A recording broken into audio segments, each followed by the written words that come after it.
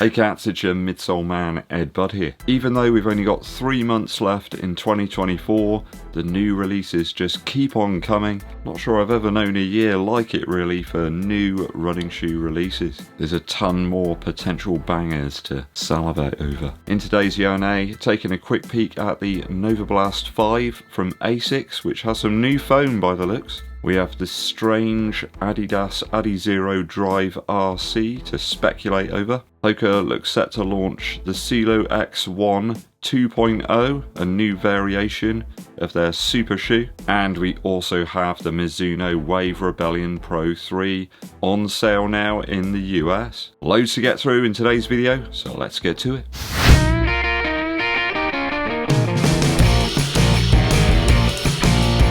Thanks for joining me on this running shoe yay or nay. This is a series where I examine some new or forthcoming running shoes and let you know if I'm going to pick up a pair or not. It could be that these fit into my shoe rotation and I feel the viewers will be really keen to know my feelings on, or it might be that it's a shoe that some other YouTuber might be able to do some more justice to. It's not me saying that the shoe is treasure or it's trash. You can't really ever know that until you get it in hand and on foot.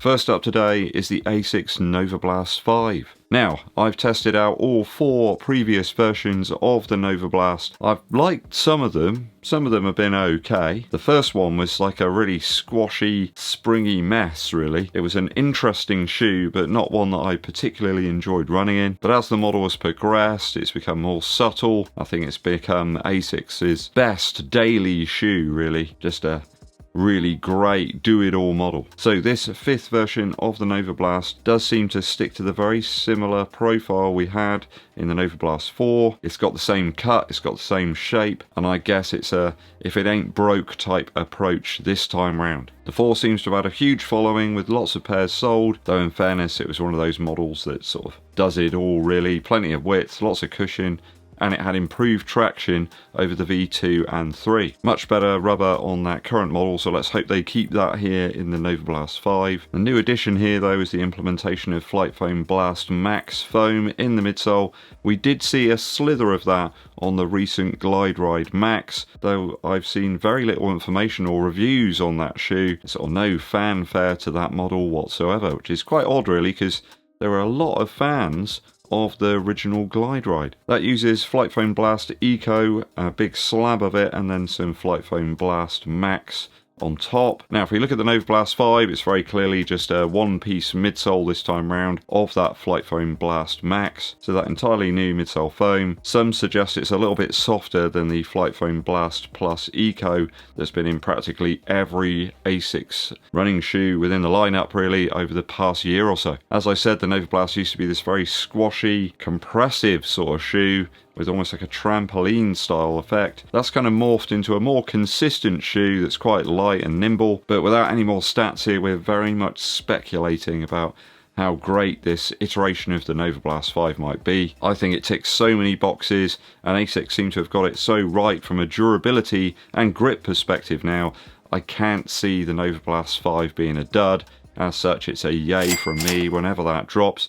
It might even be reasonably soon for the end of the year, we'll have to see. In fact, I think the Novablast 4 dropped like in November or December of last year, if I remember rightly. So it could be that it's on the horizon very soon.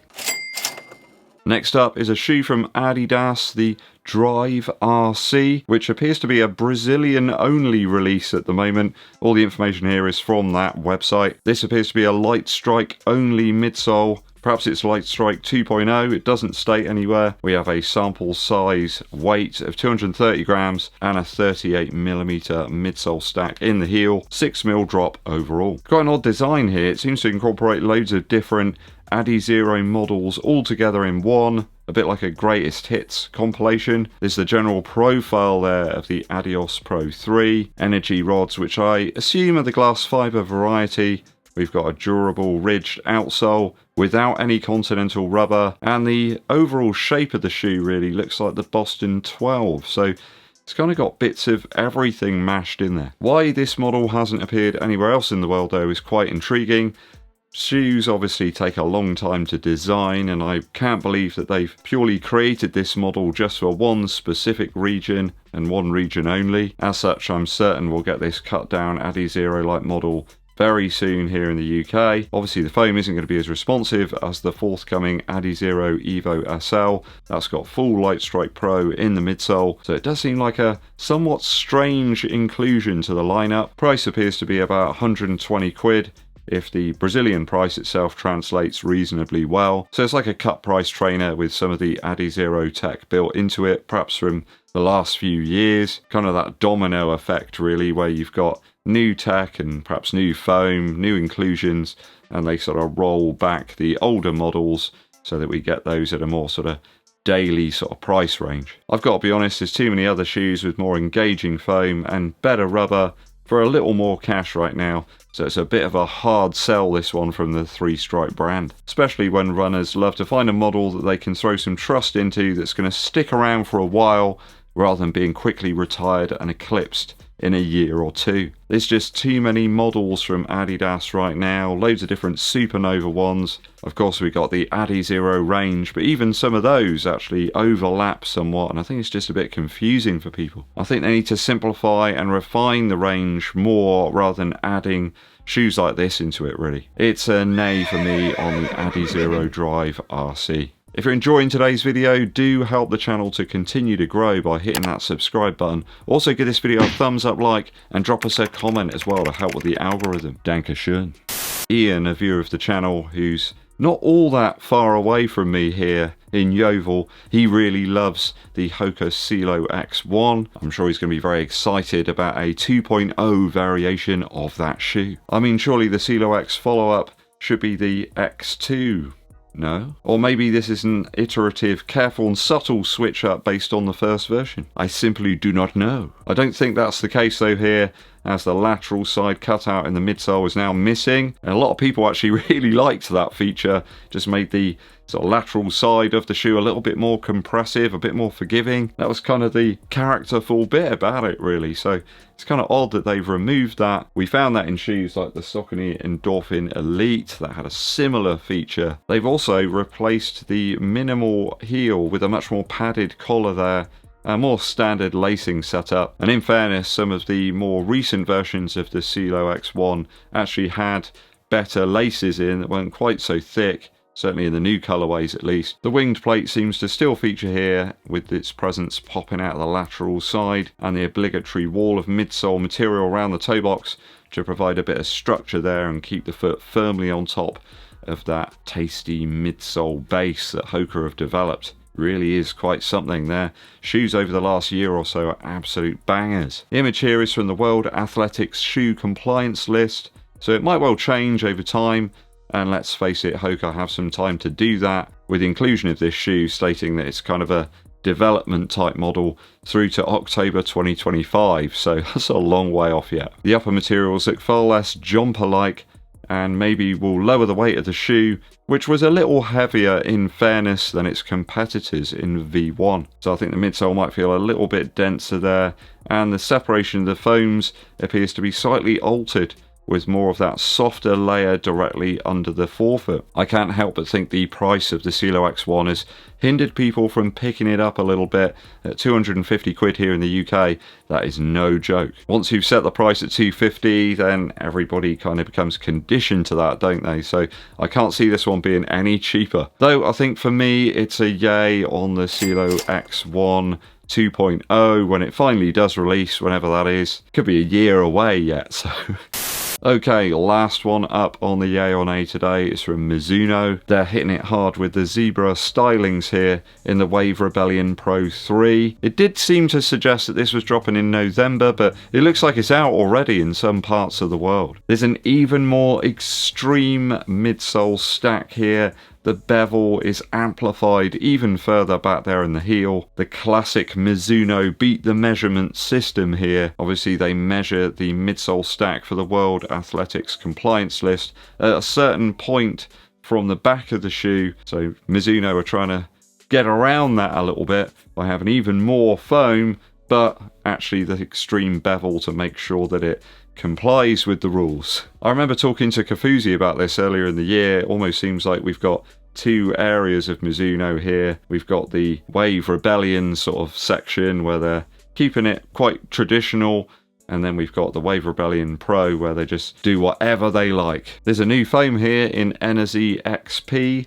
I'm not sure if it's anything to do with Windows XP, which of course will be more squashy and compressive perhaps. That's what's normally said about new foam, isn't it? There's a reported 4mm drop here, which is a bit higher actually than the last one. I think it was like 1.5 or something. So I will suggest that some people will have difficulty deciding exactly how tall this thing is. I do think that people have been put off in the past by the odd design here in the heel, due to the tall nature and apparent lack of stability. I think that's why the V1 and 2 have been sat on shelves and are often offered at very heavy discounts. Like right now you can pick up the Wave Rebellion Pro 2 at like about £130 here in the UK, which is a big chunk off the retail. Running Warehouse have actually got a disclaimer there about this shoe, about how they measure the actual heel stack here to ensure that it is World Athletics compliant. Not that it really matters for any of us sort of standard runners. So it does appear that it will be compliant at 40mm in the sample size, but yeah, as you can see, there's a lot more foam there than meets the eye. We got a G3 outsole here, which is always cool to see on a running shoe. Lots of grip. In fact, I think it's probably one of the best, but it's very rarely used, sadly. It's also going to lower the weight somewhat, which is always great when you're talking about a race shoe. Looks like we'll have some good grip on road and pavement. I don't think anybody's going to be using this on trails, so it's for flat terrain only. Not sure if this is like a Primex type max stack experiment, or a competitor to those over 40mm max stack super trainers. I got no word on price yet, though I think it's going to be pretty hefty. I mean, it's going to appeal to people that are into the wild and the strange stuff.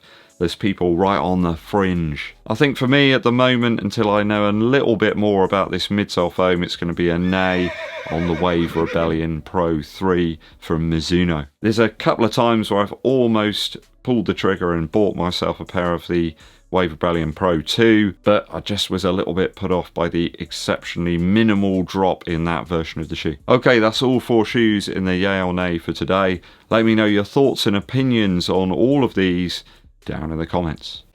If you're wondering about the Zoomfly 6, I will have my review up for that tomorrow, so that'll be Saturday probably, so keep your eyes peeled. Musical interlude time. Another one of my sort of Halloween inspired selections for you today, this time from the Black Rebel Motorcycle Club with their self-titled debut album. This came out in 2001, which, you know, makes it 23 odd years old. It still sounds really fresh, really exciting, and still very mysterious as well, even now. Really love the track Love Burns. Starts off with some weird loops, sort of atmospheric noises, and then you've got some really gritty, hard drums, tons of fuzz, distortion, echo and reverb on the guitar parts, and really innovative use of bass as well on these tracks. I think they were using Gibson, I think it was like a semi-acoustic bass, and it really gives the songs a very special feel where you've got a guitar and a bass with very similar actual body shapes. It actually sort of mold together and produce this really nice sound. I think they were using some guitar amplifiers as well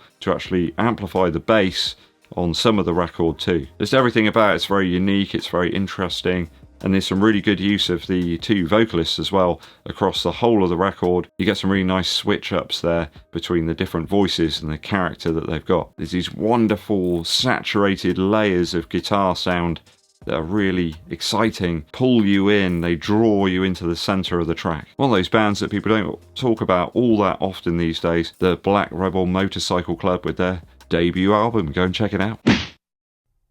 Thanks for joining me on the video today, it's always appreciated. Hit that subscribe button and give this video a thumbs up like. Also drop us a comment to help with the algorithm, and a super thanks as well to help support the channel on a more ad hoc basis. My name's EDDBUD and I'll be seeing you